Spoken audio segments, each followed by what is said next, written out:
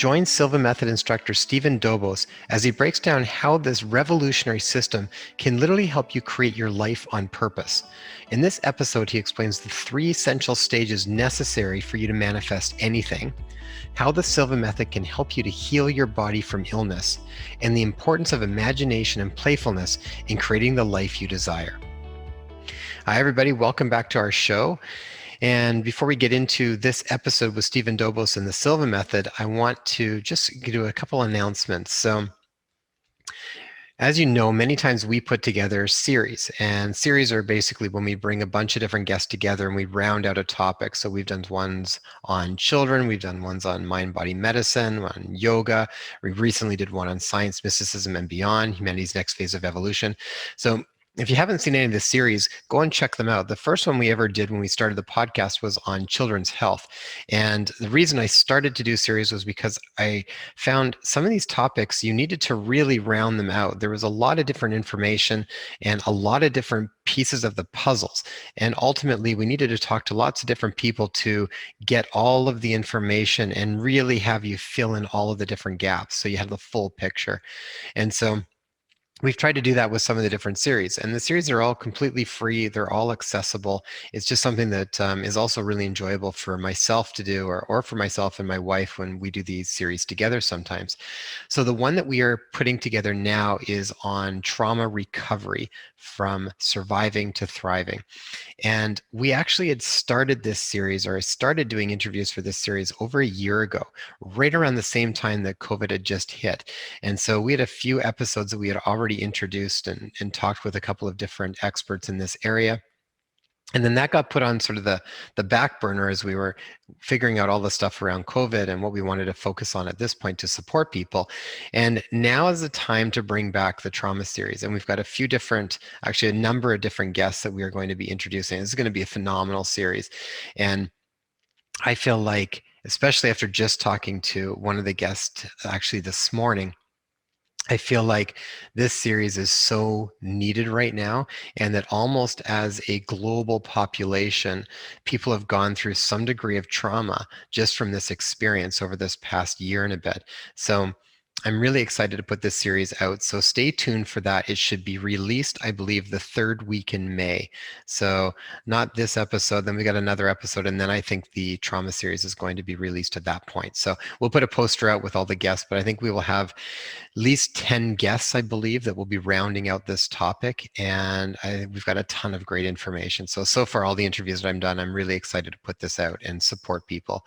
So check it out. You can also go to the YouTube page at Dr. Jason Loken ND, because we will be doing some live events with these guests that will only be on that platform, as well as some of the round table discussions where we bring a few of the guests back together and we put those on.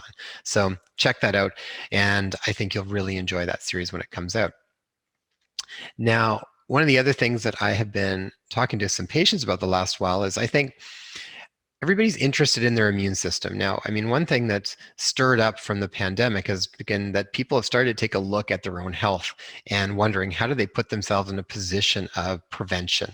I think that's a really important topic for a lot of people. And I've done a number of episodes in the past talking about some of these things that you can do. Did an episode on building resilience, which really breaks a lot of that stuff down.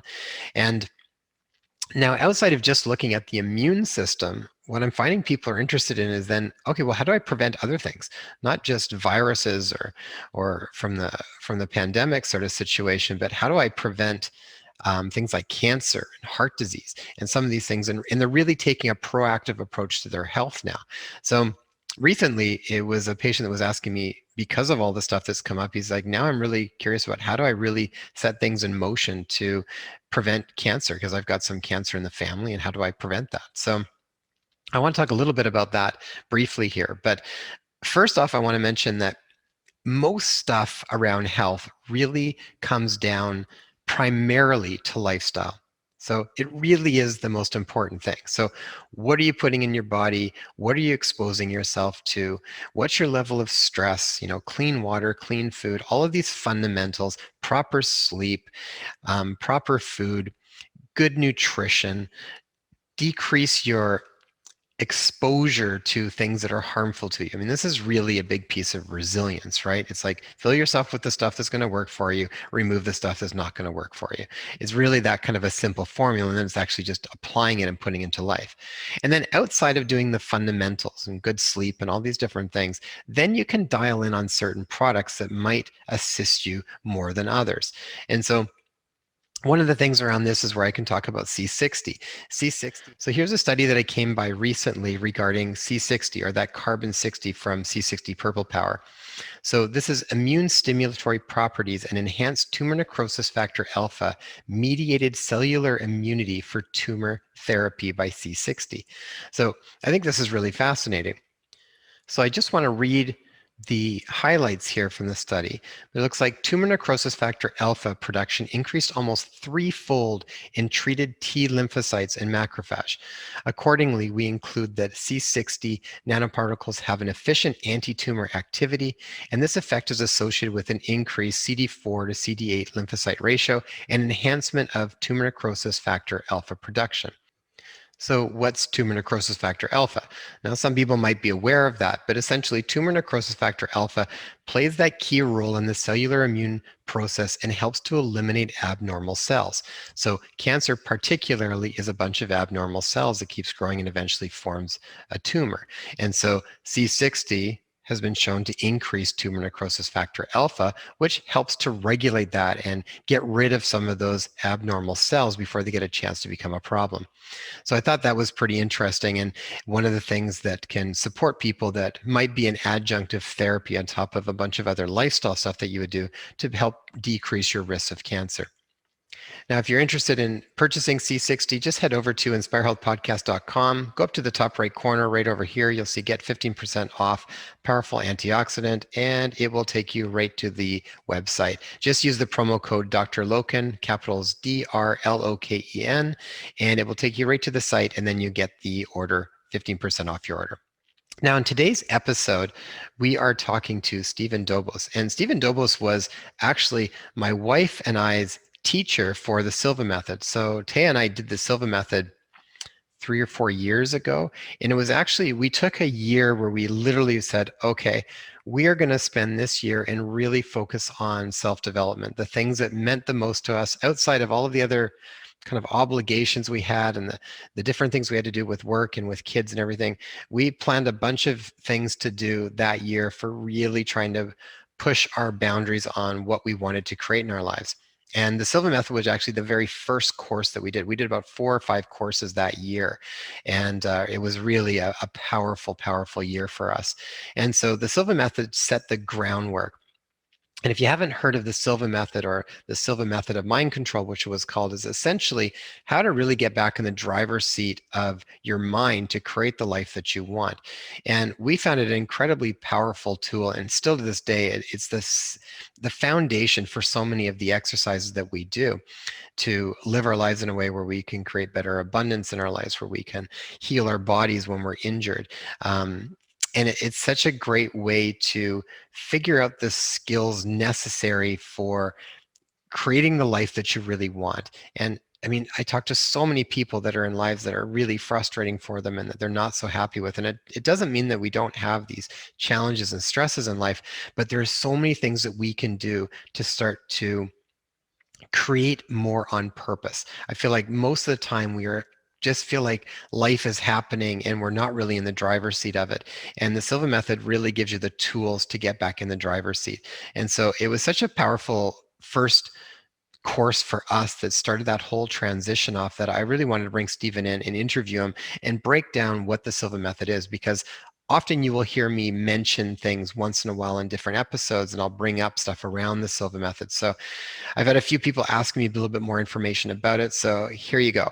This will give you the whole big picture. And then at the end, if you're interested, Stephen runs Zoom courses on the Silva Method. So, but we really enjoyed the course that he did, and I hope you guys enjoy this interview. So take it all in. Stephen goes through everything with you. And if you have any questions, feel free to post them in the YouTube chat, and we will try and answer them as best as we can.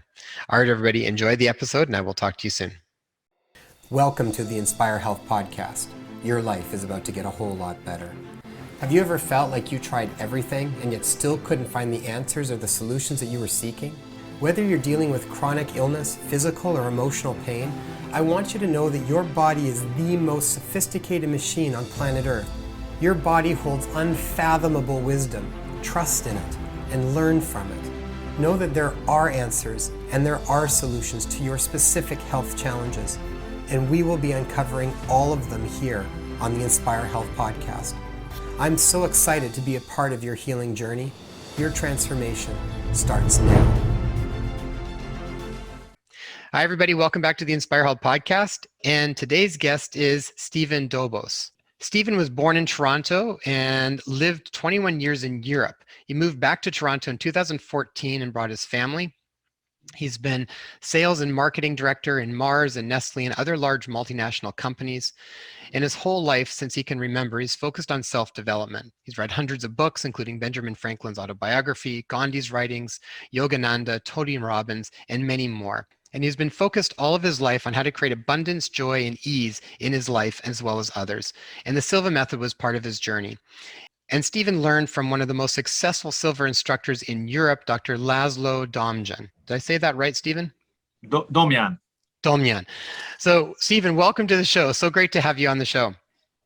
Thank you. It's a real pleasure to be able to talk to you and get a little insight into what you've been up to and, get a chance to share about the Silva Method with others.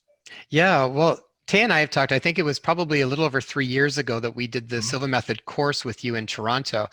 And it was at that time that Tay and I we decided that year was sort of the year for where we're going to do pretty much any of the courses we want to do. We're going to do all the stuff that we had kind of put up. It was really following kind of our gut's instinct that year.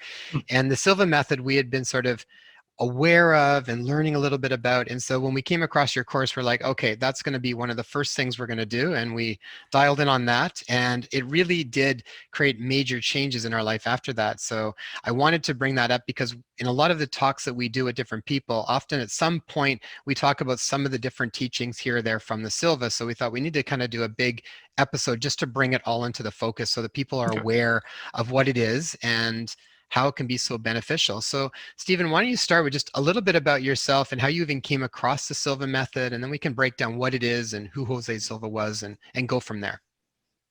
Sure. Thank you very much.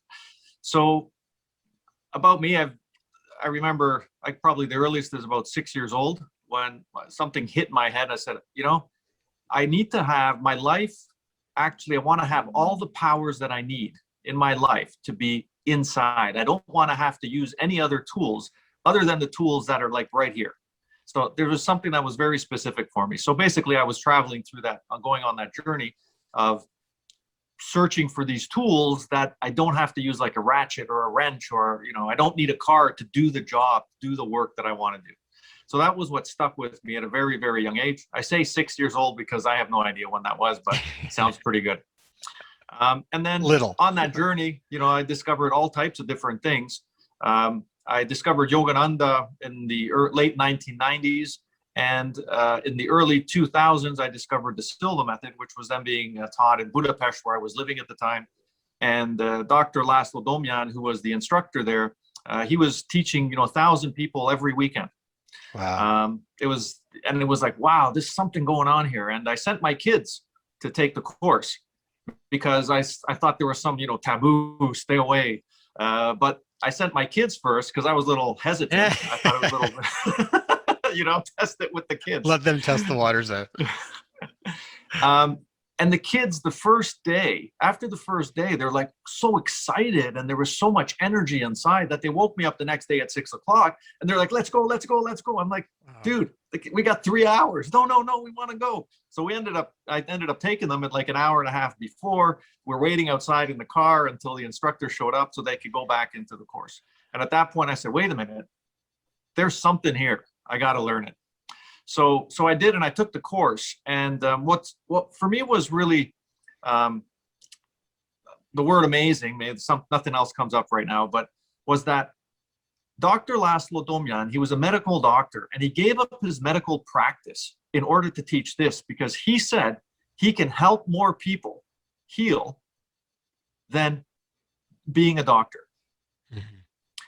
And that thing stuck with me so much that through the course after I'd finished the course, I said, basically the last moment we received our certificates, and I walked up to the front. I said, talked to the Laszlo, and I said, Laszlo, I want to teach this.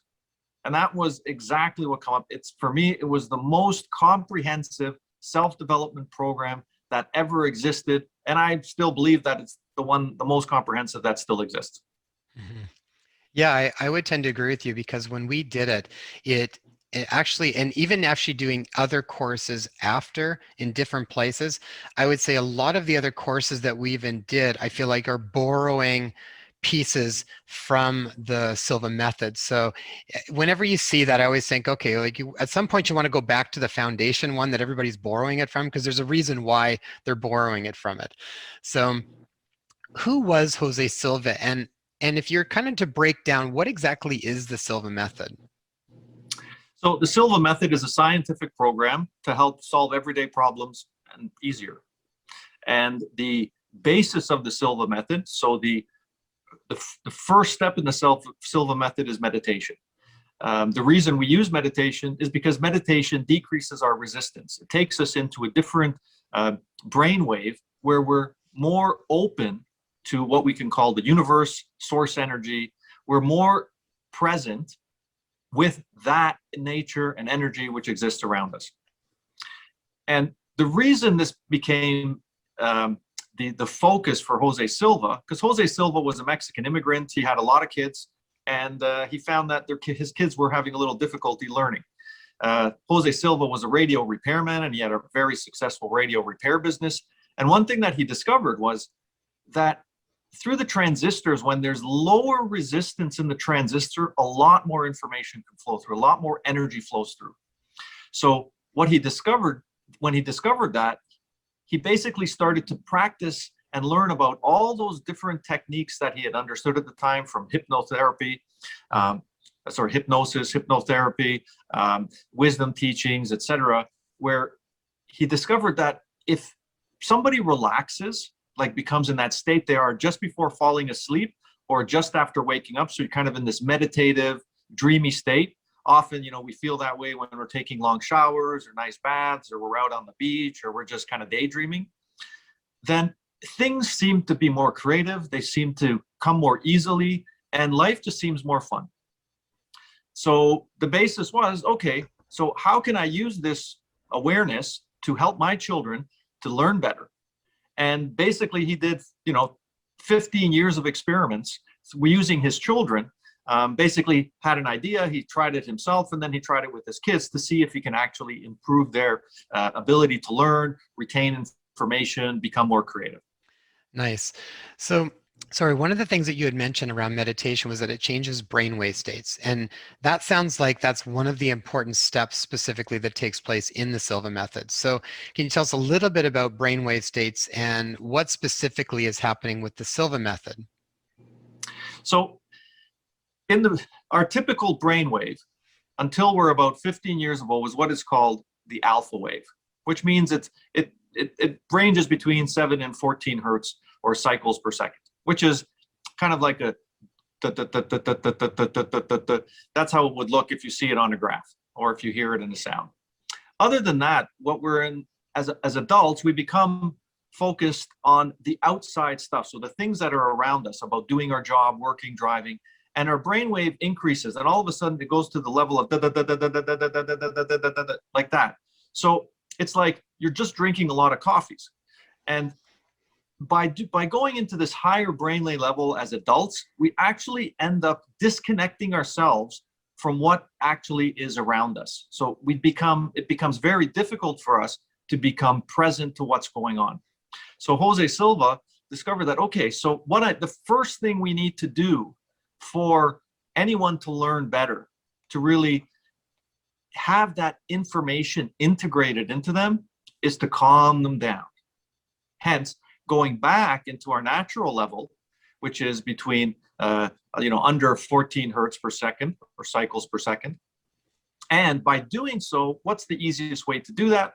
Well, he called it relaxation, and he basically started off with a downward countdown. So a backwards countdown exercise where he'd count down from 20 to 1, and feel a relaxation from head to toe. Mhm. And the moment someone does that, immediately they start to kind of relax, and they can start to feel that their body's becoming more relaxed. And when they get to that state, then all of the techniques that he teaches are more optimal. So they're more effective. It's a more efficient way of learning. And in fact, this is our natural place of being.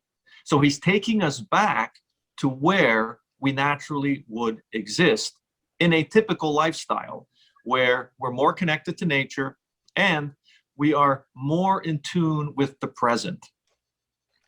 I think of it a lot of times like when we talk about, fight or flight versus rest and digest. It's like we were kind of originally designed to maybe spend 10% of that time in fight or flight when you're, running away from your life or having to chase something to eat for dinner or something along those lines back in the day. And but 90% of it was meant for being in that rest and digest state. And and now I think that's really been flip-flopped completely. I think because of the way we think and the rat race sort of cycle that most people are in for the most part, you're kind of always triggering that fight or flight part of your nervous system. So and how I often think about this too, when you talk about being in that specific brainwave state, that alpha brainwave state, which allows you to start to access more of the field, so to speak. A lot of times people will hear me talk about kind of from a quantum physics perspective. I think of it like there's infinite possibilities, right? But wherever we are sort of focusing, we are going to increase our likelihood of landing on that part of those infinite possibilities. So as soon as we can start to switch how we're thinking and getting out of that fight or flight part, it's almost like I feel like we use our peripheral vision. You start to kind of bring these things from the outside that maybe aren't so clear, but you start to give an increased chance of landing on some of these other possibilities now that maybe before, because you're so focused on this one little area, that they just weren't going to like the likelihood of landing on it was going to be very minimal. Exactly. And what you're describing um, is is what I also refer to as the downstream lifestyle, where things kind of fall into place. And you were telling me a little bit about that before we started Mm-hmm. the Zoom call. Is that that's how you went out to Vancouver Island? Is that everything just seemed to fit into place? We're not paddling upstream anymore, Yeah. And that's what abundance, joy, and ease is about. Is it doesn't mean you're not doing anything. It doesn't mean you're not taking action. It just means that you're taking the action which is most efficient to accomplish that which you want. So when you, like you said, when you focus on that, you're actually focusing on something that's resonating with you. Yeah. And that's such an important point because a lot of times when people read stuff around, say, self-help areas or this type of thing, a lot of it is really trying to there's a bit of a force on trying to make things happen. And I Yes. always think of this as the difference between what it feels like to be trying to motivate yourself to do something versus being inspired. So even around the idea of the podcast is all inspired health. It's around inspired action because I feel like inspired action is what ultimately changes your life. And it doesn't mean you're not doing stuff. You could be doing a lot of stuff, but it's almost like you can't help but not do it. There's this sort of it's like you're being pulled up the mountain as opposed to trying to force yourself to push the rock up the mountain. You know, you're taking the words right out of my mouth. It's like exactly when I studied Tony Robbins, I thought they're so cool, like the NLP and everything. But what I felt was it's kind of like a right. Whereas in the Silva method, when I practice the techniques and I practice it from a state of alpha, which is that meditative Mhm. state, is there's like a bubbling up. It's coming from within, and therefore, if I can listen to it, if I'm aware of it, and I actually can follow that instruction, then it's just so much easier. Yeah, it reminded me a lot of I used to study with a teacher, Dr. David Hawkins, and he wrote a book called Power versus Force. And I often think of it like that. It's like I feel like in a lot of ways we are conditioned to try and make things happen by force. Mm. It's like you got to put hard work in. I mean, really, from an early on age, I feel like that's really the way it's brought up. It's like you have to kind of put your time in, you got to work. And it doesn't mean that that's inherently wrong, but I think it's limited. And when I think of it from a field of power, there's exponentially more ability to influence change in your life from these other states. And a lot of it, like you said, comes from that internal sensation as opposed to something outside of you that's going to create that change. And it just feels like you can't help but do it when you start to connect to it. So one of the things I really liked about the Silva is that there's a lot of time spent on first getting into that specific state where you are able to access different parts of the field that maybe you haven't been able to access prior to that. And then there's a lot of use around developing the imagination. Can you tell us a little bit about why the imagination is so important and how that plays into basically manifesting using the Silva method? Okay, well, our brain is made up of two lobes, right? We have the left and the right. The left is the logical side, and the right is the more creative side. There's a video by Jill Bolte Taylor, who was a scientist, a PhD in neuroanatomy, and what she discovered was when her left brain was shut off because of a stroke, and what she discovered was that what she saw was energy. And she only saw energy, and it was so powerful and so strong in her space that she actually couldn't tell the difference between the energy of the wall and the energy of her hand. So the left side of our brain is basically putting us and focusing us on the kind of day-to-day activities. But the right side of our brain is the one that's connecting with the things that are around us. And by taking us into this space where we're more connected with the things around us, we're more able to actually tune in with what my wife calls the essence of what needs to be done. So there's all kinds of actions we can do, but sometimes there's only one action which will take you to where you want to go. And I think if we look at it, if we have to ask the question, would you prefer to do 10 actions or one action to get the same result? We'd probably answer, I'd like to do one. Yeah. So I don't know if that actually answered your question fully, because I went a little off, but well, it also reminds me when I think about it from a health perspective. It's like when people come in with certain health concerns, you can be chasing every symptom they've got. It's like, oh, I've got, I'm tired and I've got stomach problems and my joints ache and my back hurts. And it's like you can kind of go through every one and almost try to address each one individually.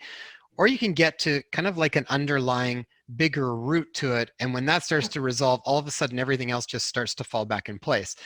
I think of it very much like that. When you connect into that sort of state, I also think your ability to intuit, your intuition starts to increase. And I feel like that's such an important thing that as a collective, I feel like we're very disconnected from. And part of the Silva, I think, really also helps to connect to that intuition, which does kind of guide you as to what is more inherently important. Exactly. And when you said earlier about, the fight or flight versus the rest and digest, it's, for me, the word responsible is very important here, because responsible, if we actually look at what the word means, it means able to respond. Whereas fight or flight is reaction. We are reacting to triggers in our external environment. When we're able to respond, then it's that inner bubbling up which comes and guides us to that one simple action that we need to do. Like you said, it could be that there's something completely different that we need to address, but there are all these different symptoms. So for people that aren't familiar with the Silva method, what are some of the skills that can be developed in learning the Silva method? So you talked about everyday problems. So can you give us some examples of where people might be able to integrate the teachings into their life? Absolutely. So you spoke earlier, and I guess that was the question I didn't really respond to, but is imagination, right? Visualization, imagination. Yeah. The greatest discoveries come from imagination. Because when we're imagining, we're playing. We're in a space where anything is possible, like children do. If you give a child, there's an analogy we use sometimes where we say, okay, if you would give a child a paper box, like a big box, like we used to get the appliances in, right? The child could play with that box for days. I remember I played with it, right? Yeah, that's our girl's favorite toy right at the moment, is a big box that they paint and put pictures up and cut holes in, and yeah.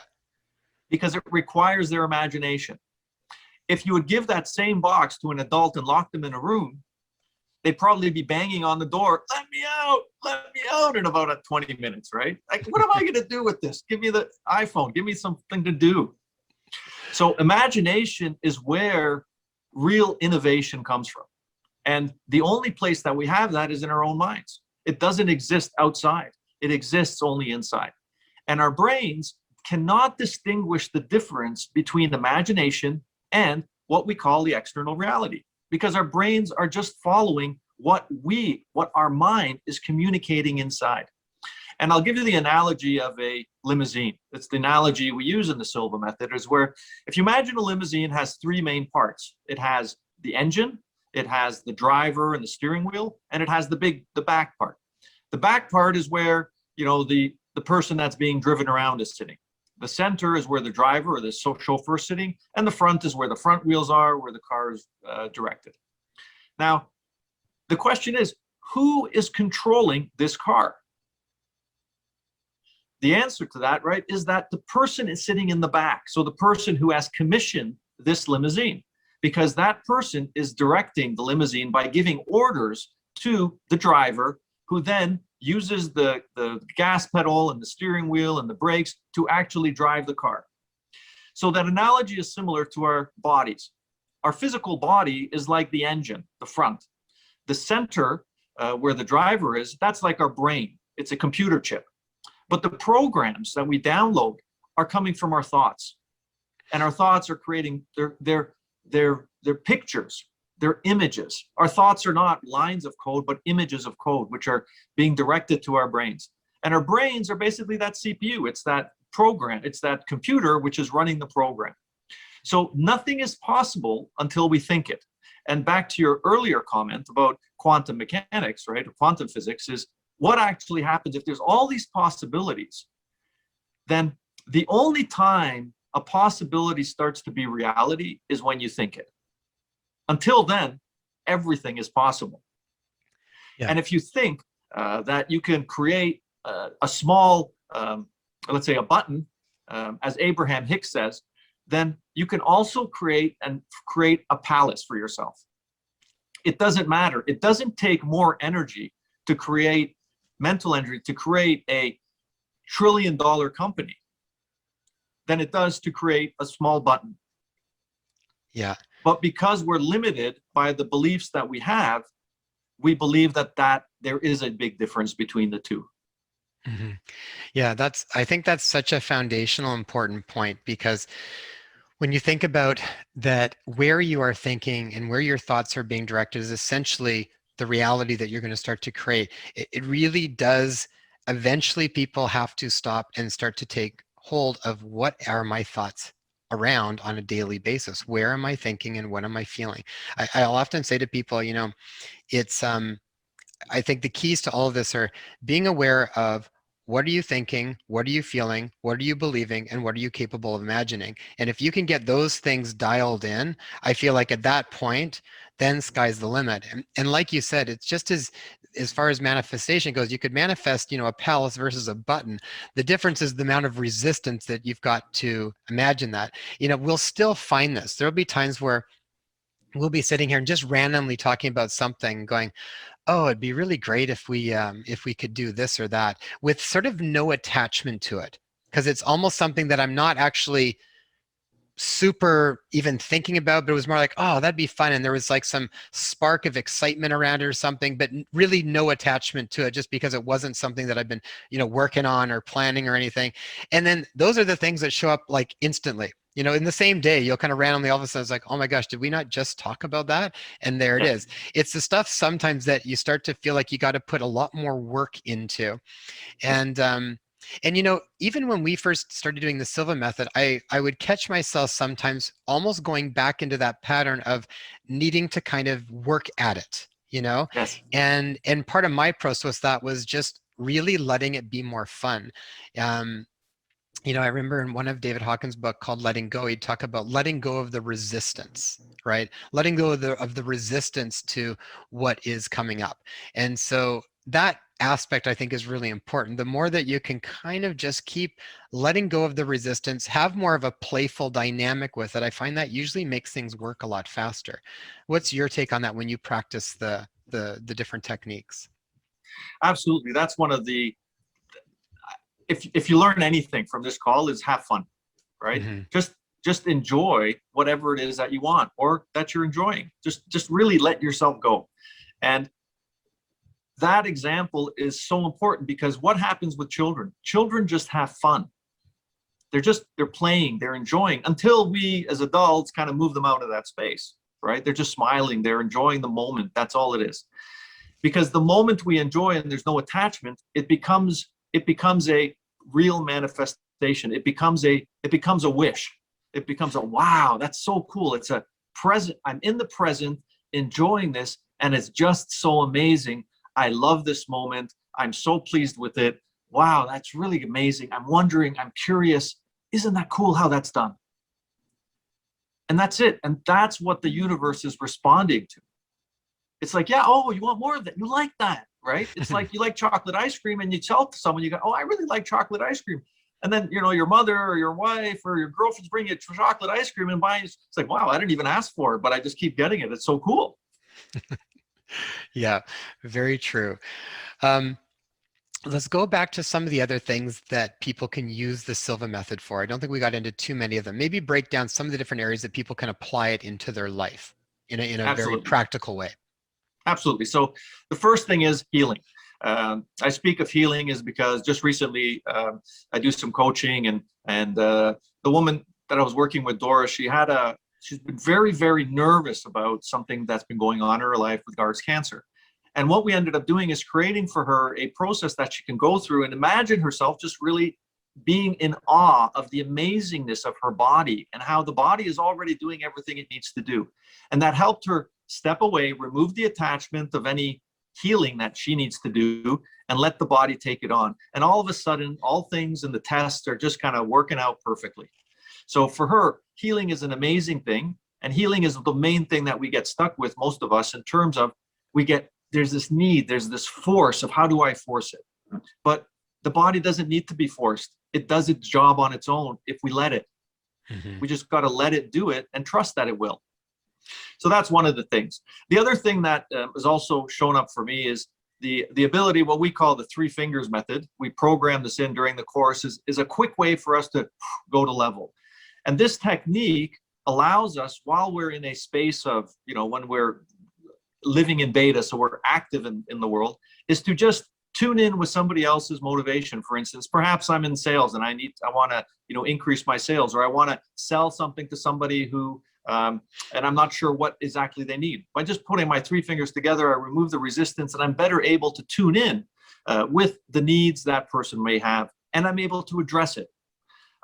One woman, for instance, used it when she was doing a lot of cold calling, and she would receive a list of hundreds and hundreds of names. So instead of calling hundreds of numbers with 99% of them saying, leave me alone, hang up the phone, she would just use her 3 fingers technique, and she'd choose the name that, after thinking of which person wants me to call them and is interested in this product, by doing so, she had a 100% sales rate based on the actions by only calling the people that wanted her to call.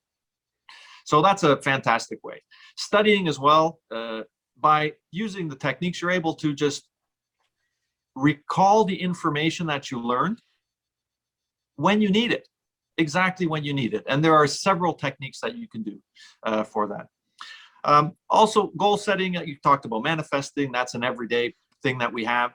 I think the clearest or the most powerful in the Silva method, apart from the visualization, is what we call the mental house cleaning. It's the step of becoming aware, conscious of my thoughts, and changing those thoughts which are not supporting me.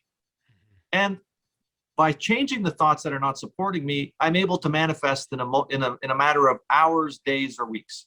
And one example of that is a healing example, which I say because it's really easy to understand. I had hemorrhoids for years, and hemorrhoids are uncomfortable, and they go away, and you'd have to put this ointment, and I don't want to get into details. And that was really uncomfortable. And then one day my wife's coming up, and I'm talking to her, actually I'm complaining to her. I say, this person, pain in the ass. This is a pain in the ass. And then she says, stop. That's why you have hemorrhoids. And I'm like, okay. And I took that on, and I said, all right, so what do I need to do? I looked at those thoughts, I canceled them out, and I created new thoughts. And instead of saying pain in the ass, I said, oh, this is a challenging situation. And literally within 2 days, they disappeared and never came back. Just because whatever I'm thinking, my brain is communicating to the rest of my body. So if I'm communicating pain in the ass, what do you think I'm going to get? If I'm communicating, oh, this is a challenging situation, or this is an interesting situation, what am I going to get? Yeah. I'm going to get something very different. So those are some of the simple things that one of those powerful yet simple things. And when I say simple, I mean they're actually quite easy to install in our everyday life. Yeah, what I really liked about the Silva method was just you do develop a bit of a methodology, and even though you're really bringing a lot of right brain stuff in, there is a bit of a system kind of to it that then you can integrate and make your own.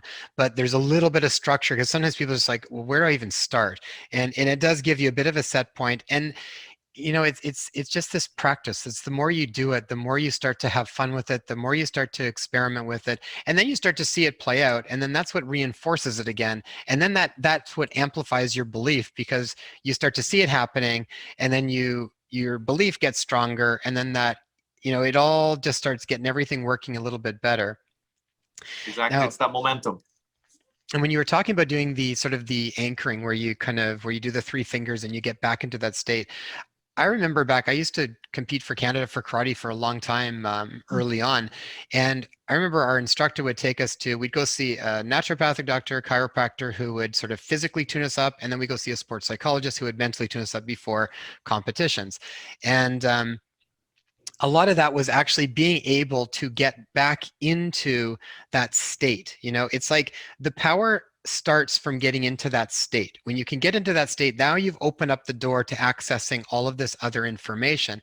And I would find the same thing. It's like we would go into a competition, and if I was feeling a little bit like anxious or something along those lines, you just can't tap into all that's there when you're in that state. It's just, you're very limited. Like you said, very reactive. You're not responding.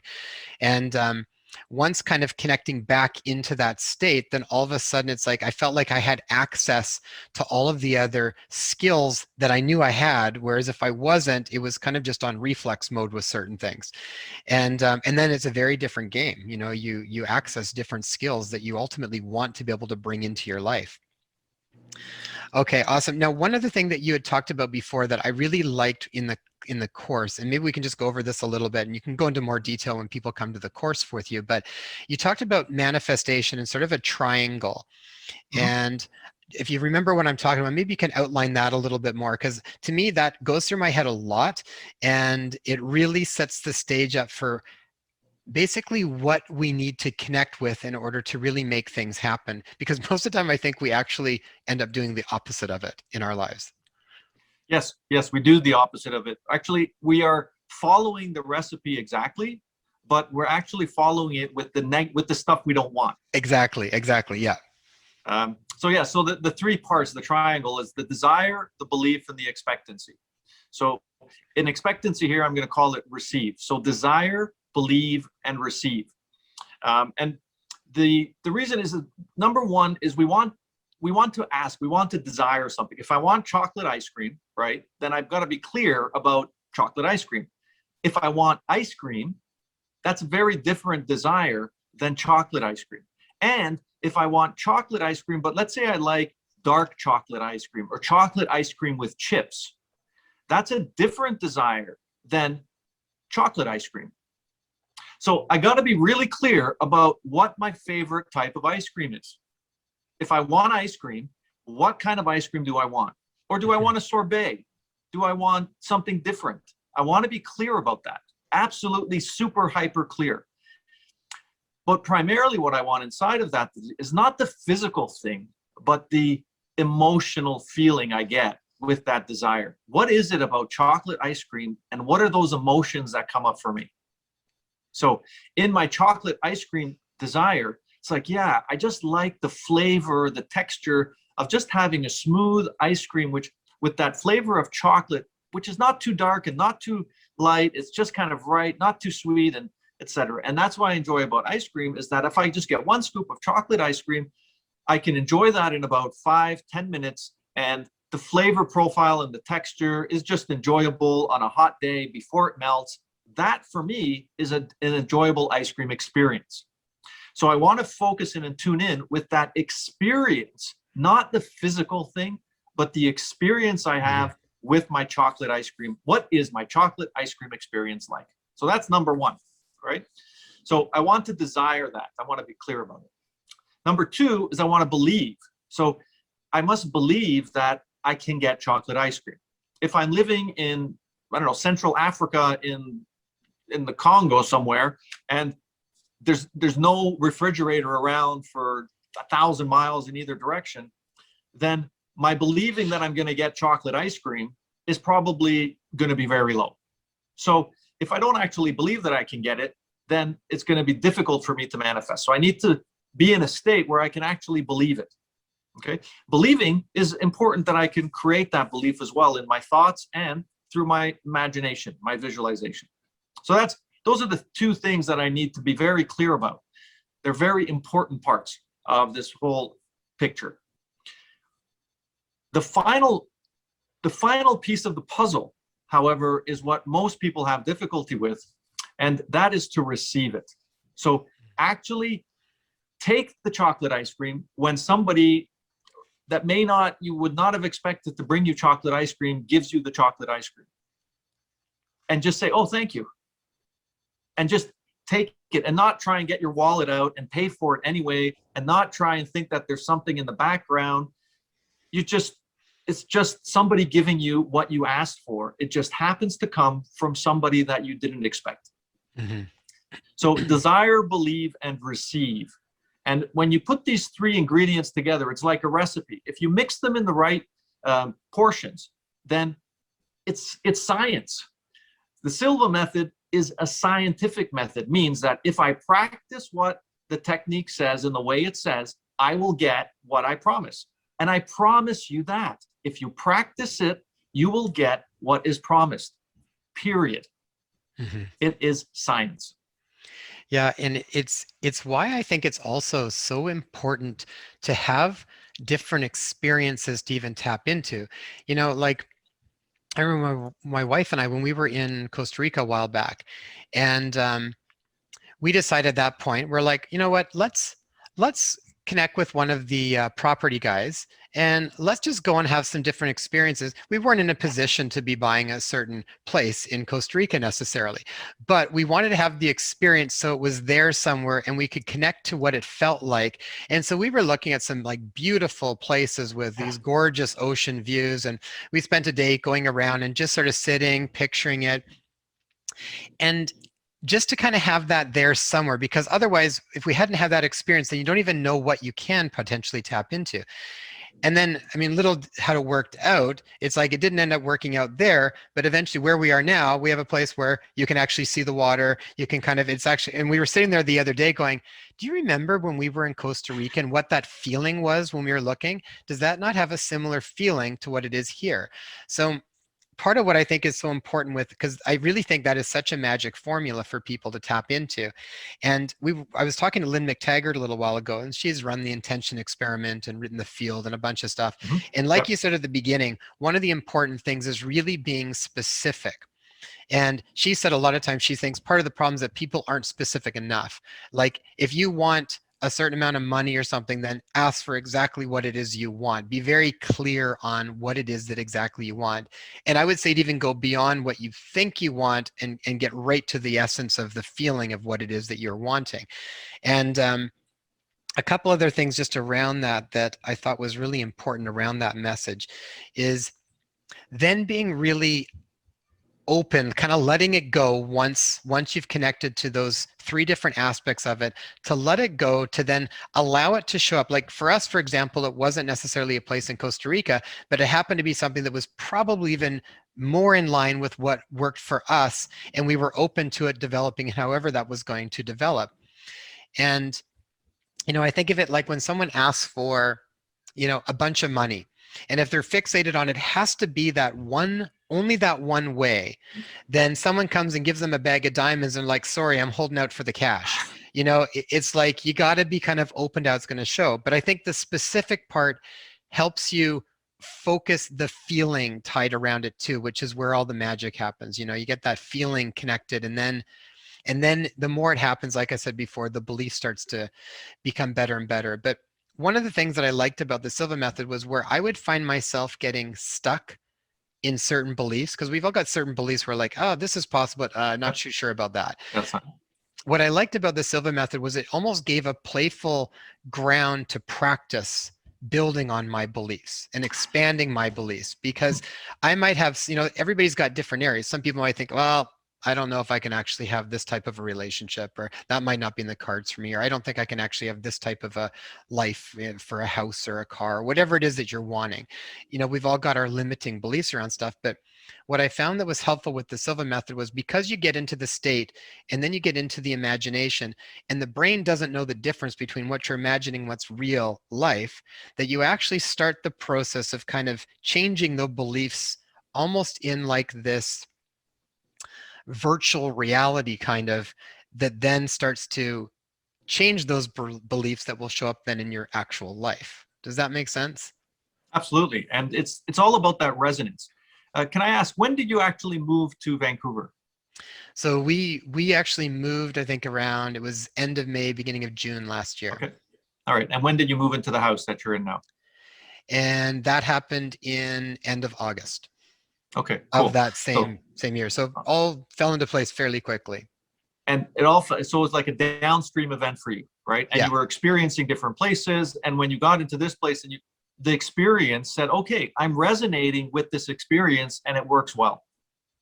Right. Yeah.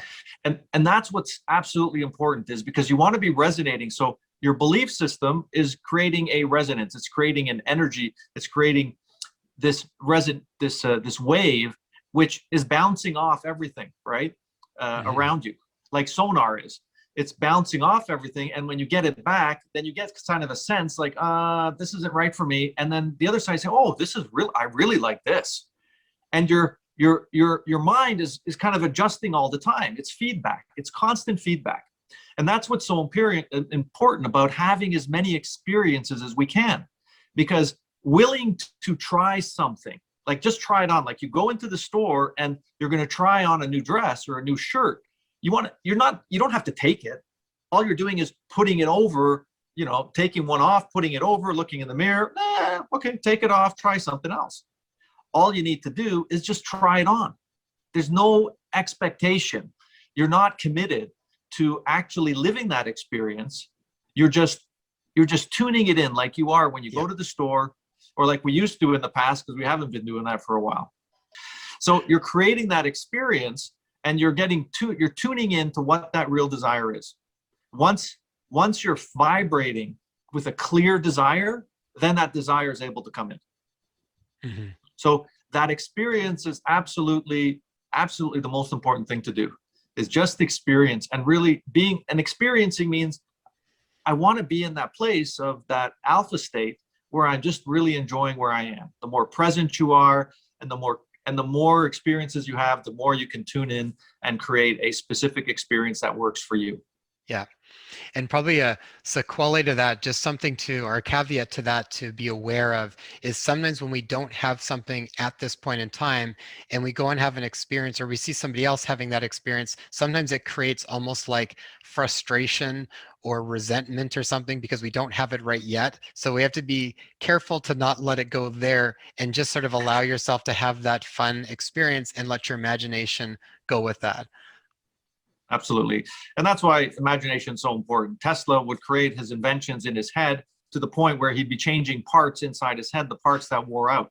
And then when it was really working well, that's when he would put it down on paper, because you don't have to draw all that stuff. It's all there. And the more we develop that, right, the clearer it is for us in the future, and the clearer it is for us right now.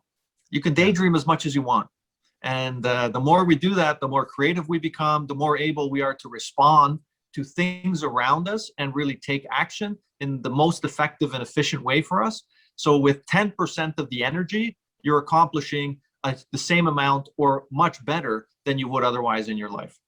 And you know, I get your story with Vancouver and how you found that, because for us, we also found a place that's right on Lake Ontario on the sandy beach, And it's like, this happened to us in October, right in that space where Ontario opened up everything for about a month, and everything just flowed. And there's literally 15 buildings in Toronto, residential buildings that are on sandy shores in Toronto, and we're in one of them. It's like, wow, that just happened. It was so easy. It was because the experience that we created. It wasn't about, this is physically what I want. It's just, I really enjoy doing that. Yeah, it definitely just have fun with it and connect to the feeling of it. Wonderful, Stephen. I know you've got another meeting here in just a bit. So where can people learn more about the work you're doing? As far as right now, how are courses going? I know it's probably not doing live ones right at the moment, but what's going on as far as courses? Where can people learn more about the work you're doing? Absolutely. So silvamethod.ca. So that's our website. You can sign up there. We're doing courses every 2 months. And they're running 4 Saturdays in a row. So there's a current course on now in April, which is ending this Saturday. The next course is going to be in June. And again, 4 Saturdays in a row. We do it live on Zoom. And actually, we found that it's very, very powerful because I'm able to give you homework. So you get to practice those for a longer period of time. You get to practice over 4 weeks. And then following the course, what we do is we've got conference calls. So it's like we continue the course for the next 4 weeks with the conference calls for about an hour and a half.